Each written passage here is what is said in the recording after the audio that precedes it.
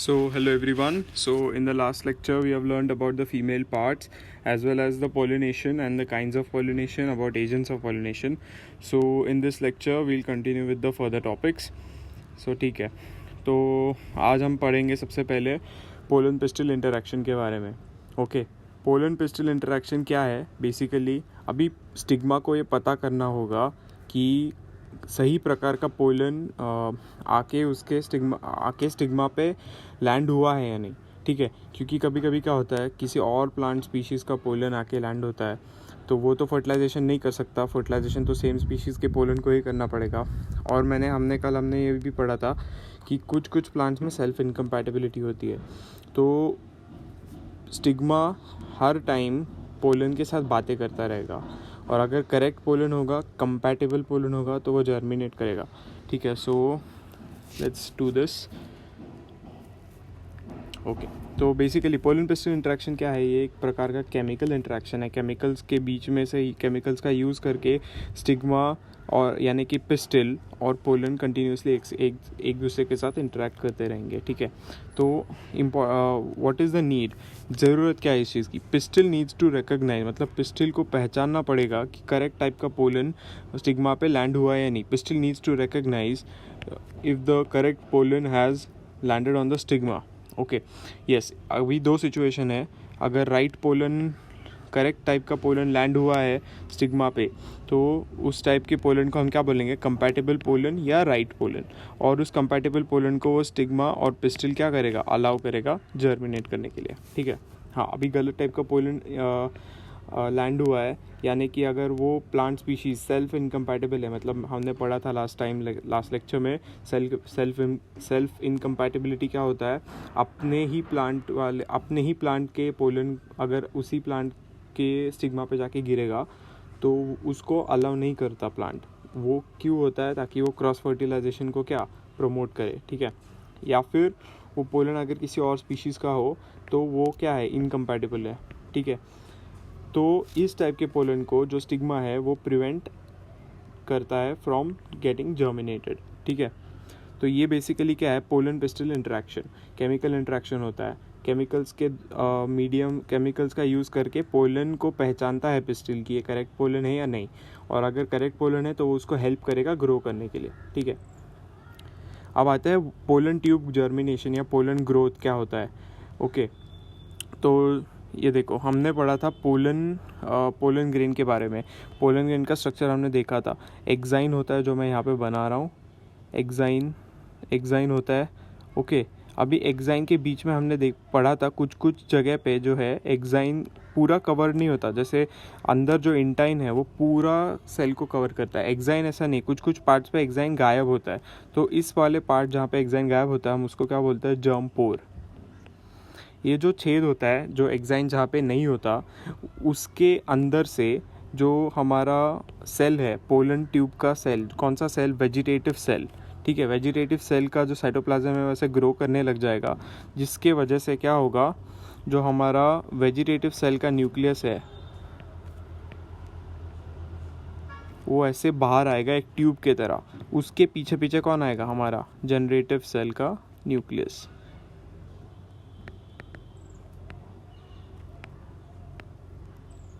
ये है ना हमारा 2 सेल्ड पोलन है ये. ठीक है, अभी देखो, जैसे जैसे ये पोलन ट्यूब बढ़ेगा आगे, ये पोलन ट्यूब क्या आएगा? स्टिग्मा के ऊपर से ग्रो करना स्टार्ट करेगा. ये पूरा स्टाइल के अंदर जाएगा, स्टाइल के नीचे से फिर ओवरी में एंटर करेगा. ओवरी में ये माइक्रोपाइल को ढूंढेगा. अभी हमने ये माइक्रोपाइल और ये चलाज़लन, ठीक है, हमने इसके बारे में पढ़ा है पहले. अभी देखो, ये यहाँ पे कंसंट्रेट करो, इस वाले पार्ट पे. यहाँ पे मैंने लेबल किया हुआ है. यहाँ पे क्या है? एक वेजिटेटिव सेल न्यूक्लियस देख रहे हो तुम लोग. अभी ये जो जनरेटिव सेल न्यूक्लिया है, ये जो एक जनरेटिव सेल न्यूक्लियस है वो क्या करेगा? ये एक जनरेटिव सेल न्यूक्लियस, यहाँ पे जो ये एक जनरेटिव सेल न्यूक्लियस था वो अभी माइटोसिस करके क्या होगा? 2 न्यूक्लियाई बना लेगा. मतलब वो डिवाइड हो जाएगा 2 न्यूक्लियाई में. और अभी ये जो 2 न्यूक्लियाई बनेंगे ये होंगे एक्चुअल मेल गैमेट्स, ठीक है, समझा। इसीलिए इसका नाम जनरेटिव सेल था, क्योंकि ये जनरेट करेगा मेल गैमेट्स को, समझा। तो ये न्यूक्लियर जनरेटिव सेल का न्यूक्लियर डिवाइड होके 2 न्यूक्लियर बनाएगा, जिसका जो कि क्या होंगे, मेल गैमेट्स के न्यूक्लियर होंगे, जो कि क्या होंगे, मेल गैमेट, ठीक है। तो देखो अभी थर्ड डायग्राम में आओ, इस वाले डायग्राम में आओ। थर्ड डायग्राम में हम देख रहे हैं कि पोलन ट्यूब पहुंच चुका है कहाँ पे, माइक्रोपाइलर एंड, किसके, एम्ब्रियो सैक के माइक्रोपाइल के एंड के पास। तो एम्ब्रियो सैक का माइक्रोपाइल के एंड के पास जब पहुंचेगा तो ये जो वेजिटेटिव सेल न्यूक्लियस है ये क्या होगा, डिसइंटीग्रेट हो जाएगा, मतलब मर जाएगा, ठीक है। अभी ये जो 2 मेल गैमेट्स है उसमें से एक मेल गैमेट क्या करेगा, जाके फ्यूज़ करेगा किसके साथ, जाइगोट के साथ, ठीक है। ये जो दूसरा मेल गैमेट है जाके फ्यूज़ करेगा किसके साथ, पोलर न्यूक्लियर के साथ। हाँ अभी देखो ये जो ये पोलन ट्यूब है ना, वो क्या करती है, एक सिनर्जिट के अंदर से घुसती है। ये पोलन ट्यूब को एंट्री कौन देता है, सिनर्जिट्स को हेल्प कौन करता है पोलन ट्यूब को इधर तक लाने में, ये फिलिफॉर्म अपैरेटस। हमने सब पढ़ा था ये लास्ट लेक्चर में। फिलिफॉर्म अपैरेटस हेल्प करता है पोलन ट्यूब को गाइड करने में कि कहाँ है एम्ब्रियो सैक, ठीक है। तो पोलन ट्यूब जो है एक सिनर्जिट को डिसइंटीग्रेट करके अंदर आएगा, किसके अंदर आएगा, एम्ब्रियो सैक के अंदर। और एम्ब्रियो सैक के अंदर आने के बाद वो फर्टिलाइजेशन होगा। तो देखते हैं अभी फर्टिलाइजेशन कैसे होगा। हमने यहाँ पे ये देखा कि पोलन ट्यूब अंदर आ जाता है, कैसे आएगा पोलन ट्यूब अंदर, एक जो सिनर्जिड है वो क्या होगा, देखो डिसइंटीग्रेट होगा, मतलब क्या होगा, टूट जाएगा, जिसके वजह से क्या होगा, जो हमारा पोलन ट्यूब है वो इस तरह से हमारा पोलन ट्यूब एंटर करेगा हमारे एम्ब्रियो सैक के अंदर, ठीक है। पोलन ट्यूब जब एंटर करेगा एम्ब्रियो सैक के अंदर तो ये जो 2 मेल गैमेट है ये एम्ब्रियो सैक के अंदर पहुंच जाएंगे। अभी ये 2 मेल गैमेट है उसमें से एक मेल गैमेट जाएगा किसके साथ फ्यूज़ करेगा, पोलर न्यूक्लियर के साथ, ठीक है। और जो हमारा दूसरा मेल गैमेट है वो जाके किसके साथ फ्यूज़ करेगा, हमारे जाइगोट के साथ, सॉरी हमारे एग सेल के साथ, okay, not zygote, egg cell के साथ, ठीक है। अभी देखो ये जो फर्टिलाइजेशन है, इस वाला फर्टिलाइजेशन इधर कॉन्सेंट्रेट करो। अभी ये क्या है, 3 न्यूक्लिया है ना, तीनों हैप्लॉइड न्यूक्लियस है, ठीक है। ये क्या करेंगे, आपस में फ्यूज़ करेंगे, 3 न्यूक्लिया आपस में फ्यूज़ कर रहे हैं तो क्या प्लॉइडी बनेगा, प्लॉइडी मतलब क्या, कितना उसका ये ट्रिप्लॉइड बनेगा ना, जो भी सेल बनेगा वो क्या होगा, ट्रिप्लॉइड होगा, कि 3 हैप्लॉइड न्यूक्लिया फ्यूज़ करके बना रहे उस सेल को। तो ये जो ट्रिप्लॉइड सेल होगा और उसको हम क्या बोलते हैं, ट्रिप्लॉइड न्यूक्लियस होगा, उसको हम क्या बोलते हैं, प्राइमरी एंडोस्पर्म न्यूक्लियस, ओके। और अभी ये जो हमारा जो 2 हैप्लॉइड सेल्स फ्यूज़ करके क्या बनते हैं, जाइगोट, ठीक है। अभी देखो इस प्रोसेस को हमने क्या नाम दिया है, 3 न्यूक्लिया का फ्यूजन हो रहा है, ठीक है, 3 न्यूक्लिया का क्या हो रहा है, फ्यूजन। तो हमने इसका क्या नाम दिया, इसको सिंपल नाम दिया ट्रिपल फ्यूजन, क्योंकि 3 न्यूक्लिया का फ्यूजन हो रहा है, ठीक है। और हमें तो पता है हमारा जाइगोट जहाँ पे मेल गैमेट और फीमेल गैमेट का फ्यूजन बन के जाइगोट बनता है, उस प्रोसेस को हम फर्टिलाइजेशन भी बोलते हैं, और उसका एक और नाम होता है, क्या होता है, सिनगैमी, क्या है, सिनगैमी, ठीक है। अभी देखो कलेक्टिवली इस ट्रिपल फ्यूजन और इस सिनगैमी को हम कलेक्टिवली क्या बोलते हैं, इनको अगर कलेक्टिवली बोलना है हमको कुछ तो हम क्या बोलेंगे, इनको डबल फर्टिलाइजेशन,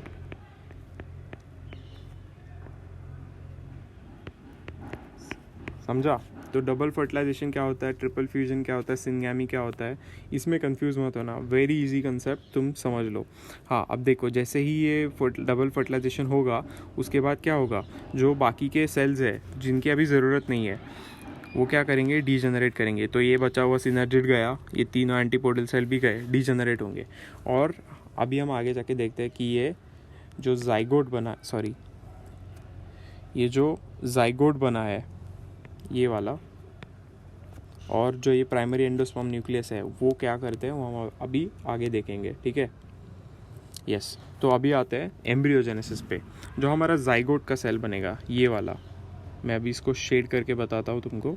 ये जो मैंने बनाया है जाइगोट का सेल, ये रेड कलर वाला शेड किया है मैंने, ठीक है। तो ये जो जाइगोट का सेल है वो क्या करेगा, आगे जाके डिवाइड करेगा अपने आप को। तो बहुत सारे डिविजन्स होने के बाद ये बनाएगा क्या, एक एम्ब्रियो को फॉर्म करेगा। अभी एम्ब्रियो अलग अलग टाइप के स्टेजेस से जाएगा। सबसे पहले फॉर्म होगा ऐसा प्रो एम्ब्रियो, ठीक है। फिर उसके बाद होगा हार्ट शेप। हार्ट शेप क्यों बोलते हैं, देखो ये उल्टा हार्ट दिख रहा है तुमको, उल्टा हार्ट, तो इसको हमने क्या नाम दिया, हार्ट शेप्ड एम्ब्रियो, ठीक है। फिर आगे जाके ये एक प्रॉपर एम्ब्रियो बनाएगा जो डाइकॉट प्रॉपर एम्ब्रियो, उसके बारे में हम आगे भी पढ़ेंगे। अभी के लिए इतना जान लो कि ये एम्ब्रियोजेनेसिस है। और एम्ब्रियो के कुछ पार्ट्स होते हैं, जैसे कि ये सस्पेंसर होता है ये वाला, ओके। ये दोनों कॉटिलिडन्स है ये वाले। ये प्लूम्यूल है जो टॉप मोस्ट पार्ट होगा, और ये हमारा रेडिकल, ठीक है, जो बॉटम मोस्ट पार्ट बनेगा, ठीक है, ओके। अब आते हैं हम थोड़ा पोस्ट फर्टिलाइजेशन इवेंट्स पे। फर्टिलाइजेशन होने के बाद जो इवेंट्स फॉर्म होते, जो इवेंट्स है, लाइन ऑफ इवेंट्स, उसको हमने क्या बोला है, पोस्ट फर्टिलाइजेशन इवेंट्स, ठीक है। अब पोस्ट फर्टिलाइजेशन इवेंट्स में एग्जैक्टली क्या क्या आता है हम देखते हैं, ठीक है। तो पोस्ट फर्टिलाइजेशन इवेंट्स में हमने देखा है फर्टिलाइजेशन में क्या क्या होता है, डबल फर्टिलाइजेशन होता है, ठीक है, जिससे क्या बनेगा, एम्ब्रियो बनेगा और एंडोस्पर्म बनेगा। एम्ब्रियो मतलब डबल फर्टिलाइजेशन के बाद क्या क्या बनेगा, प्राइमरी एंडोस्पर्म न्यूक्लियस हमने देखा है, और क्या, जाइगोट, ठीक है। ये दोनों जो है जाइगोट और प्राइमरी एंडोस्पर्म न्यूक्लियस, ये दोनों डिवाइड करके क्या बनेंगे, जाइगोट बनाएगा हमारा एम्ब्रियो, प्राइमरी एंडोस्पर्म न्यूक्लियस क्या बनाएगा, एंडोस्पर्म, ठीक है। तो formation of embryo and endosperm.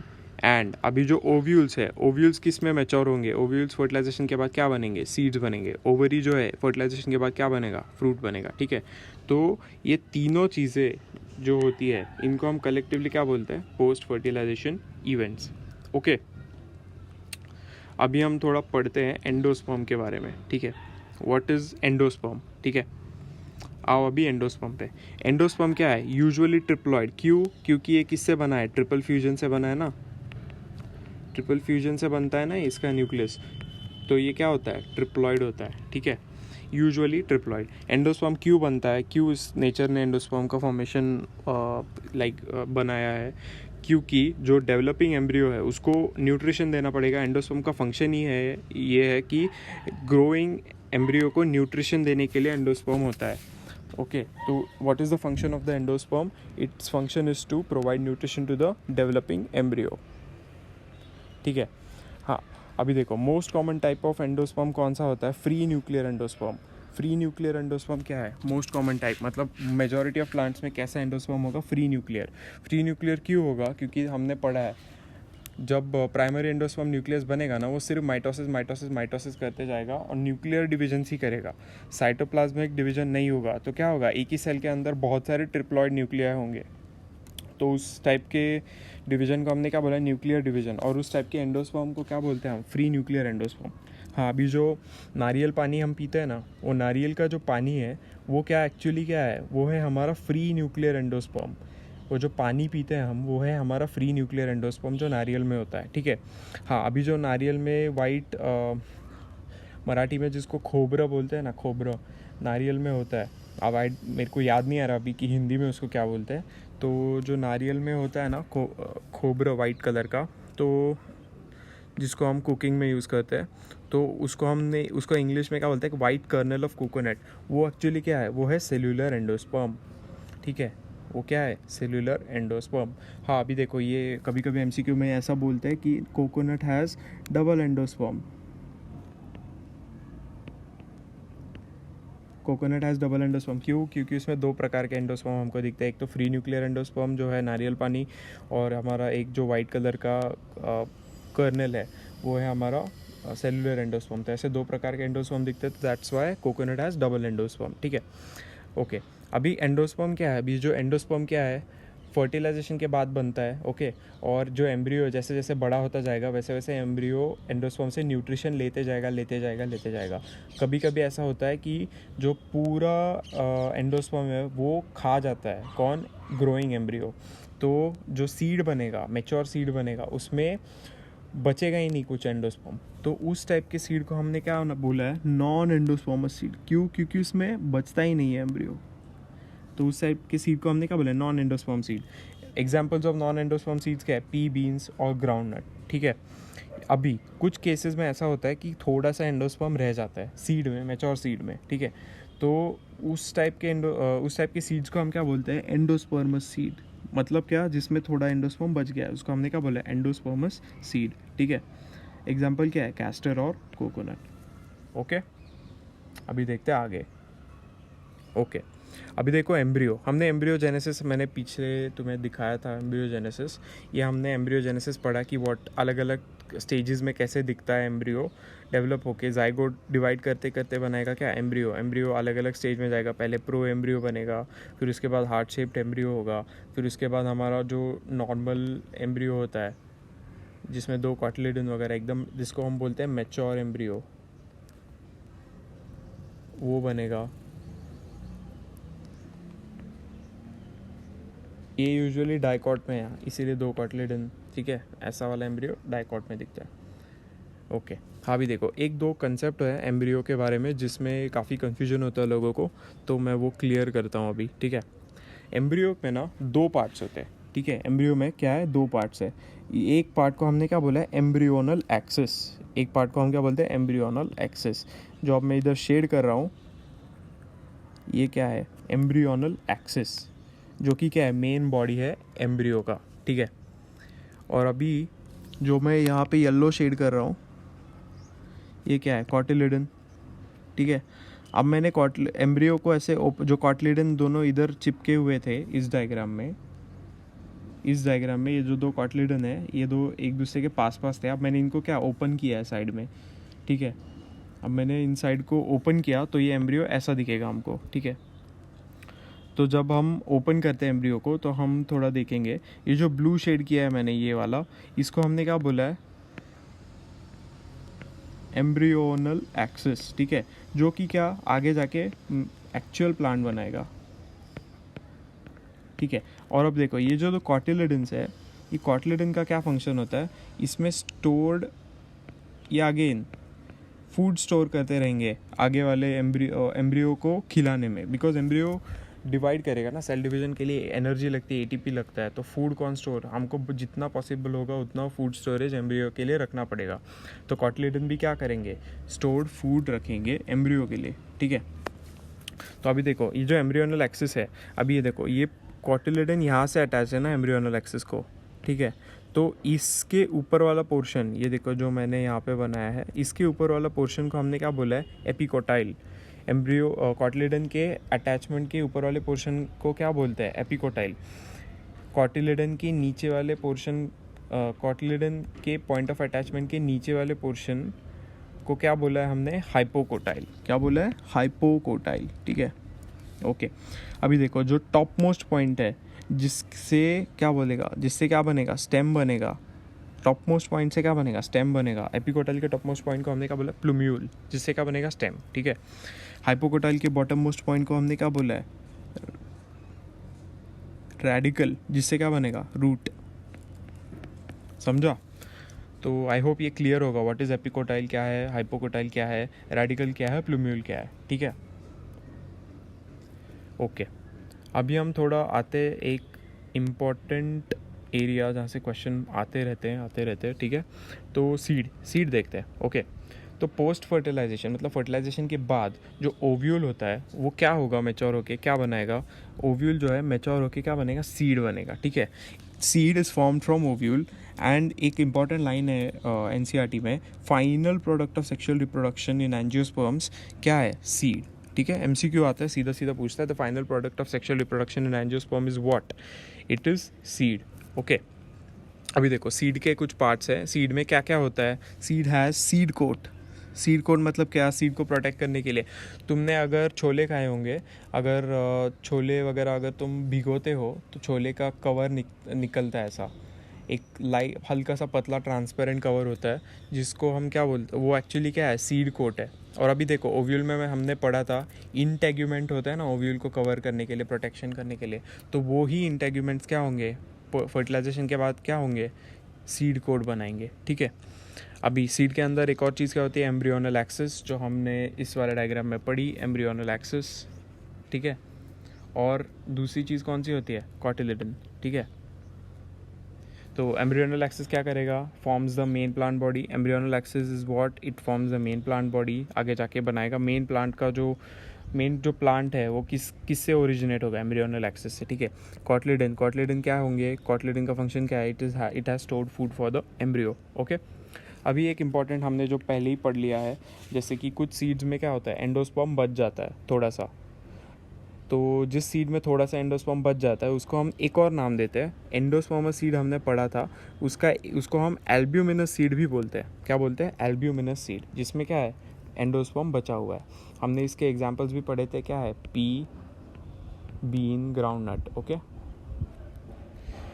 अभी कुछ सीड में एंडोस्पर्म बिल्कुल नहीं बचता, सारा एंडोस्पर्म एम्ब्रियो खा जाता है डेवलपमेंट होते होते. ठीक है. उनको हम क्या बोलेंगे, नॉन एंडोस्पर्मस सीड या नॉन एल्ब्यूमिनस सीड. तो एग्जांपल मैंने उल्टा बताया यहाँ पे. एंडोस्पर्मस सीड का एग्जांपल अलग है, नॉन एंडोस्पर्मस सीड का एग्जांपल होगा pea, bean. Okay. I am sorry about this. ठीक है. पी, बीन क्या है, नॉन एंडोस्पर्म, जिसमें एंडोस्पर्म नहीं होता. ठीक है. आई होप ये क्लियर होगा तुमको. ओके. अभी आते हैं पेरिस्पर्म पे. कंफ्यूज मत हो ना, एंडोस्पर्म क्या है, पेरिस्पर्म क्या है. पेरिस्पर्म क्या है, अभी न्यूसेलस याद है, न्यूसेलस ओव्यूल के अंदर जो टिश्यू होता है जिसके अंदर से मेगास्पोर मदर सेल बनता है. अभी कुछ सेल वो यूजुअली क्या है, फर्टिलाइजेशन के बाद ये सब चीज़ें डीजेनरेट हो जाती है, मतलब मर जाती है. कुछ सीड्स में या कुछ प्लांट्स में ये न्यूसेलस थोड़ा बचा हुआ रहता है. ठीक है. जो न्यूसेलस क्या है, थोड़ा बचा हुआ रहता है. तो जो ये रेसिड्यूअल मतलब क्या, बचा हुआ न्यूसेलस है, वो भी कुछ प्लांट्स के सीड में दिखता है हमको. तो कौन से प्लांट्स के सीड में हमको दिखता है, जो ब्लैक पेपर, काली मिरी अपन बोलते हो मराठीत.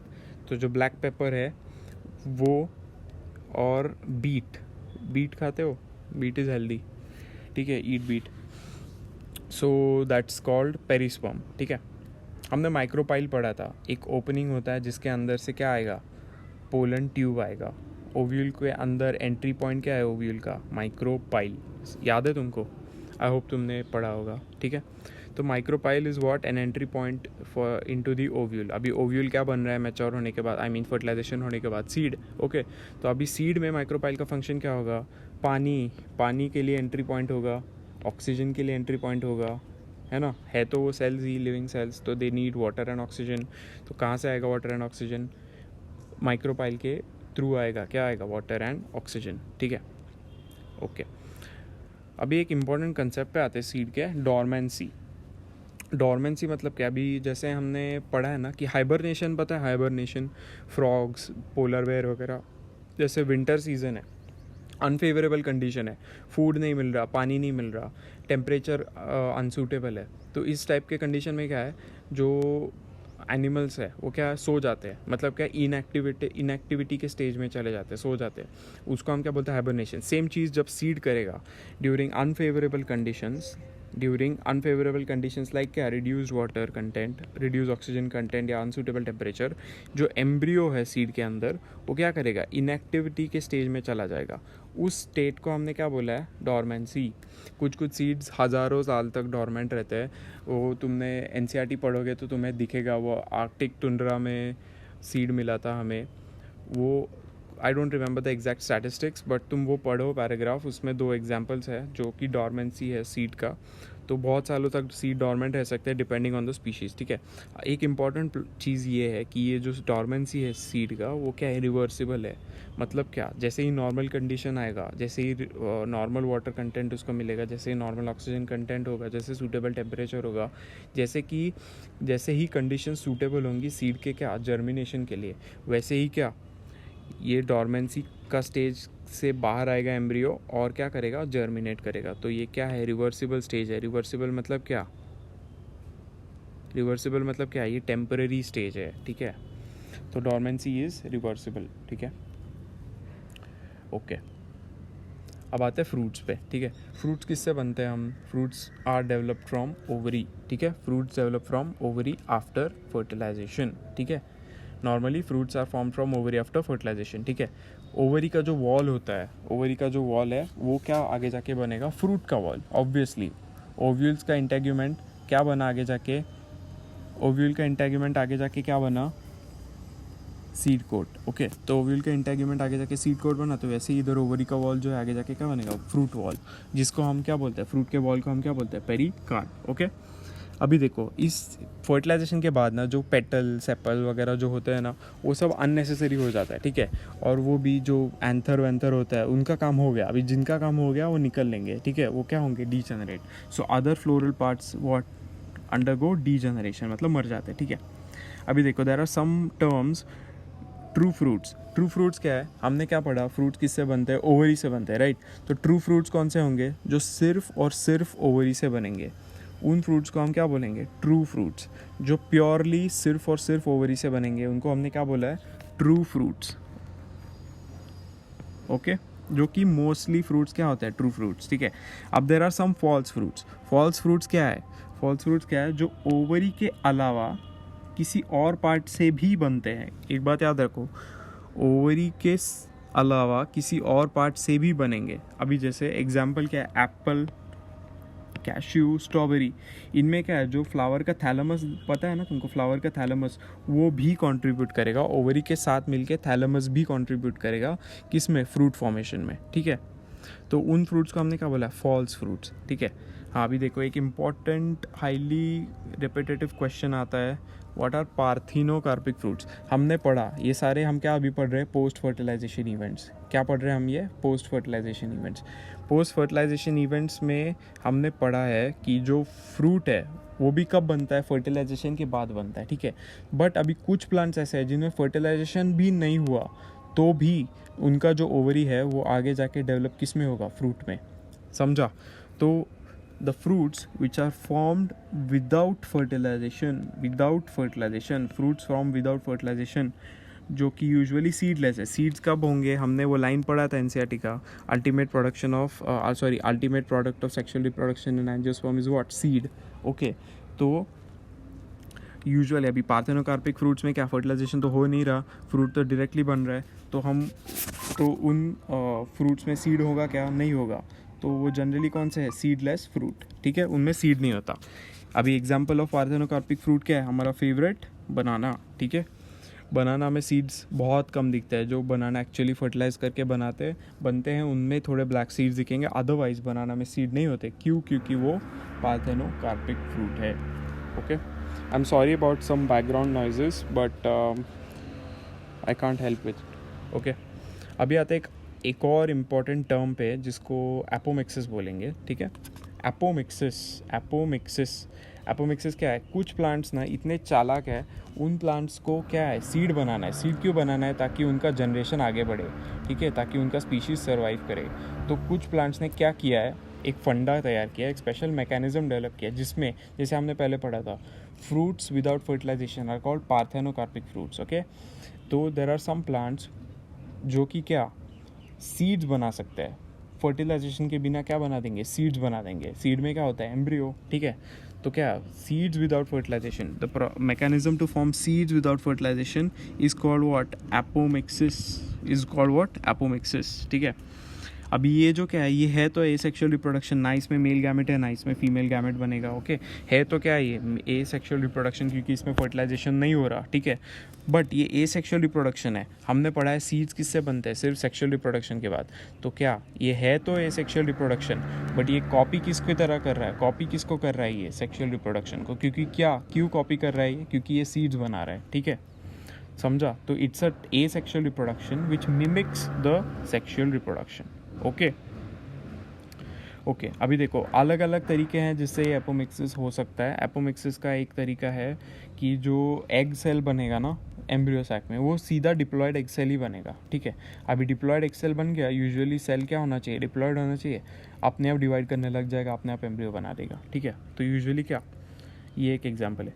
एपोमिक्सिस यूजुअली दिखता किस में हमको, एपोमिक्सिस हमको यूजुअली दिखता है एस्टरेसी फैमिली के कुछ प्लांट्स में और सम ग्रास वाले कुछ ग्रासेस में दिखता है, ठीक है। साइंटिस्ट जो है, अभी एपोमिक्सिस क्या है, बहुत अच्छा फंडा है। अगर एपोमिक्सिस हम कमर्शियली कुछ प्लांट्स में, एपोमिक्सिस के लिए जो जीन्स है इन प्लांट्स में, अगर एपोमिक्सिस के लिए जो जीन्स एपोमिक्सिस को कंट्रोल करते हैं, वो जीन्स हमने उन प्लांट से निकाल के हमारे नॉर्मल जैसे टोमेटो वगैरह में डाल दिए, तो टोमेटो वगैरह के लिए क्या, फर्टिलाइजेशन की ज़रूरत ही नहीं पड़ेगी। तो टोमेटो क्या बनता जाएगा, ठीक है। समझा? तो जिन प्लांट्स के हम सीड्स खाते हैं, जैसे कि वीट, मतलब वीट, बार्ली, राइस वगैरह, ये क्या है? सीड्स है ना। तो इन प्लांट्स में अगर हम वो जीन्स डाल देंगे एपोमिक्सिस के, तो क्या इनका प्रोडक्शन होता जाएगा, इनको फर्टिलाइजेशन की ज़रूरत नहीं पड़ेगी, तो ज़्यादा प्रोड्यूस हमको मिलेगा। तो साइंटिस्ट क्या कर रहे हैं, हम ह्यूमन्स है, हमको हर एक चीज़ एक्सप्लॉइट करनी है, तो साइंटिस्ट क्या कर रहे हैं, एपोमिक्सिस का जीन ढूंढ रहे हैं, ठीक है। अब तक सक्सेसफुल नहीं हुआ है, बट ढूंढ रहे हैं, ठीक है। चलो अब एक और चीज़ पढ़ते हैं हम, पॉलीएम्ब्रियोनी। पॉलीएम्ब्रियोनी क्या होता है? पॉलीएम्ब्रियोनी, पॉली मतलब क्या? मैनी। पॉली हम कब यूज़ करते हैं? प्रीफिक्स, जब हमको डिनोट करना होगा एक से ज़्यादा। पॉली एम्ब्रियोनी मतलब multiple embryos in an embryo sac. Usually हमने पढ़ा है फर्टिलाइजेशन के बाद एक जाइगोट होता है, एक जाइगोट एक एम्ब्रियो बनाएगा, एक एम्ब्रियो सैक में एक एम्ब्रियो बनेगा। बट कुछ प्लांट्स में हमने देखा है उनके एम्ब्रियो सैक में मल्टीपल एम्ब्रियोज बनते हैं। कैसे? वो भी बहुत सारे मैकेनिज़म्स होते हैं उसका एक मैकेनिज़्म है जो कि हमको सिट्रस और मैंगो में दिखता है। क्या है उसका एक मैकेनिज़्म? उसमें जो न्यूसेलर सेल्स हैं, न्यूसेलस, जो हमने न्यूसेलस टिश्यू पढ़ा था, न्यूसेलस के कुछ सेल्स एम्ब्रियो सैक में डिवाइड होते होते घुसने लग जाएंगे, और जैसे ही वो एम्ब्रियो सैक के अंदर चले जाएंगे वैसे वो क्या बनते जाएंगे, डिवीज़न होता जाएगा, वो क्या बनेगा, खुद वो एम्ब्रियो बन जाएंगे, जिससे कि क्या होगा, बहुत सारे एम्ब्रियोज एम्ब्रियो सैक में फॉर्म हो जाएंगे। और इस कंडीशन को हम क्या बोलते हैं? Polyembryony. क्या बोलते हैं? Polyembryony. Examples of polyembryony are citrus and mango. Okay, तो हमने इसी के साथ पूरा चैप्टर का जो मोस्ट इम्पॉर्टेंट पार्ट्स है वो सारे कवर कर दिए हैं, ठीक है। तो आई होप कि तुमको सारी चीज़ें क्लियर होंगी। एंड इसके बाद हम एक लाइव क्लास भी लेंगे, और वो लाइव क्लास कब होगा वो तुमको ग्रुप पे जल्दी पता चल जाएगा, ठीक है। उस लाइव क्लास के पहले मैं चाहता हूँ कि तुम पूरा चैप्टर पढ़ो, अच्छे से पढ़ो, जो भी डाउट्स हो मुझे आके पूछो, व्हाट्सएप पे पूछो, हम क्लियर करेंगे। जो लाइव क्लास होगा मैं उसमें तुम्हें क्वेश्चंस भी पूछूंगा, और इम्पॉर्टेंटली हम उसमें डिस्कस करेंगे, एक क्विक रिविजन करेंगे पूरे चैप्टर का। तुम्हें जो भी डाउट्स होंगे मैं उधर भी क्लियर करूँगा, ठीक है। तो let's stop here and I will see you in the live class, ठीक है। चलो, all the best, take care, bye.